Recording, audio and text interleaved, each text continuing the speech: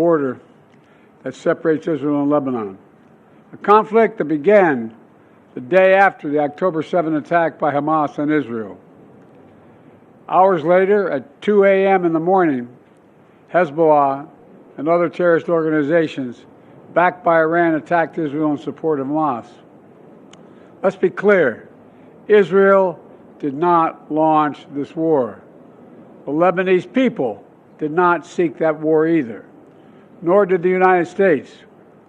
Over the past year, including the days immediately following October the 7th, I directed the U.S. military to flow assets and capabilities into the region, including aircraft carriers, fighter squadrons, and sophisticated air defense battery, to defend Israel and deter our common enemy at critical moments.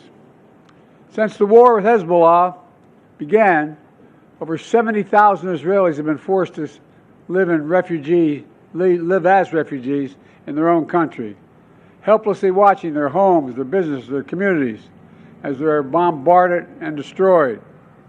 And over 300,000 Lebanese people have also been forced to live as refugees in their own country. In a war imposed on them by Hezbollah. All told, this has been the deadliest conflict between Israel and Hezbollah in decades. How many of Hezbollah's senior leaders are dead, including its longtime leader, Nasrallah? And Israel has destroyed Hezbollah's terrorist infrastructure in southern Lebanon as well, including miles of sophisticated tunnels, which were prepared for an October 7 style terrorist attack in northern Israel. But lasting security for the people of Israel and Lebanon cannot be achieved only on the battlefield. And that's why I directed my team to work with the governments of Israel and Lebanon to forge a ceasefire, to bring the conflict between Israel and Hezbollah to a close. Under the deal reached today, effective at 4 a.m. tomorrow local time, the fighting across the Lebanese-Israeli border will end. This is designed to be a permanent cessation of hostilities. What is left of Hezbollah and other terrorist organizations will not be allowed, I emphasize, will not be allowed to threaten the security of Israel again. Over the next 60 days, the Lebanese army and state security forces will deploy and take control of their own territory once again. Hezbollah terrorist infrastructure in southern Lebanon will not be allowed to be rebuilt. And over the next 60 days, Israel will gradually withdraw its remaining forces. And civilians on both sides will soon be able to safely return to their communities and begin to rebuild their homes, their schools, their farms, their businesses, and their very lives. We're determined this conflict will not be just another cycle of violence. And so the United States, with the full support of France and our other allies, has pledged to work with Israel and Lebanon to ensure that this arrangement is fully implemented, the agreement totally implemented. There will be no U.S. troops deployed in southern Lebanon. This is consistent with my commitment to the American people to not put U.S. troops in combat in this conflict. Instead, we, along with France and others, will provide the necessary assistance to make sure this deal is implemented fully and effectively. Let me be clear. If Hezbollah or anyone else breaks the deal and poses a direct threat to Israel, then Israel retains the right to self-defense consistent with international law, just like any country when facing a terrorist group pledged to that country's destruction. At the same time, this deal supports Lebanon's sovereignty, and so it heralds a new start for Lebanon, a country that I've seen most of over the years, a country with rich history and culture. If fully implemented, this deal can put Lebanon on a path toward a future that's worthy of its significant past. And just as the Lebanese people deserve a future of security and prosperity, so do the people of Gaza. They too deserve an end to the fighting and displacement.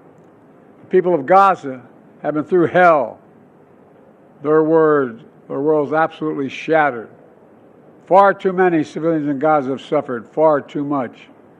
And Hamas has refused for months and months to negotiate a good faith ceasefire and a hostage deal.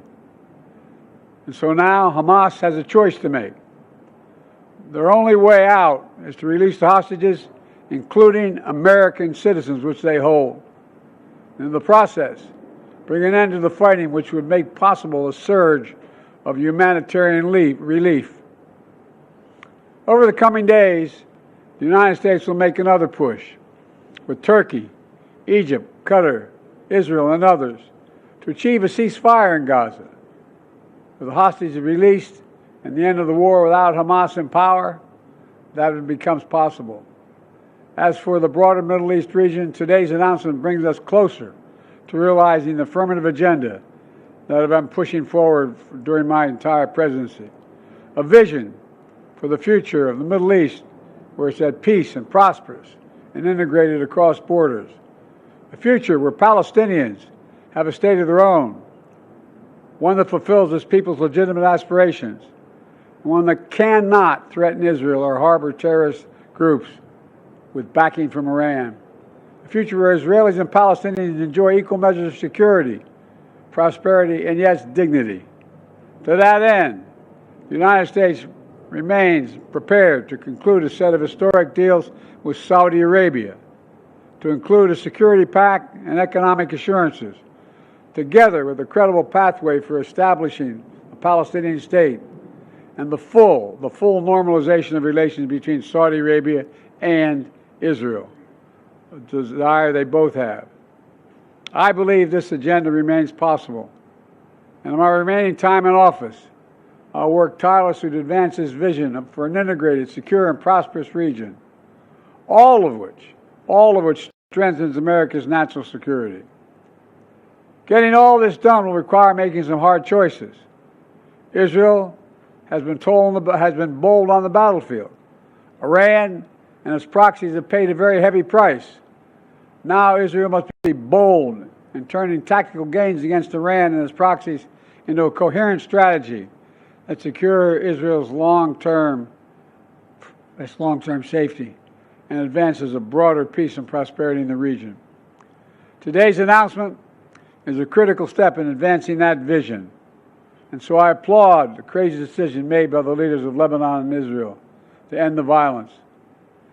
It reminds us that peace is possible. Say that again, peace is possible. As long as that is the case, I will not for a single moment stop working to achieve it. God bless you all. I'm sorry to keep you waiting so long. May God protect our troops. Thank you. Mr. President, will you get a ceasefire in Gaza before leaving office?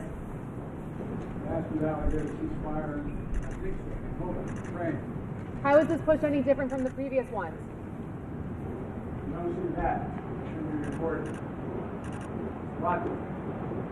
Mr. President, what have you told the new administration?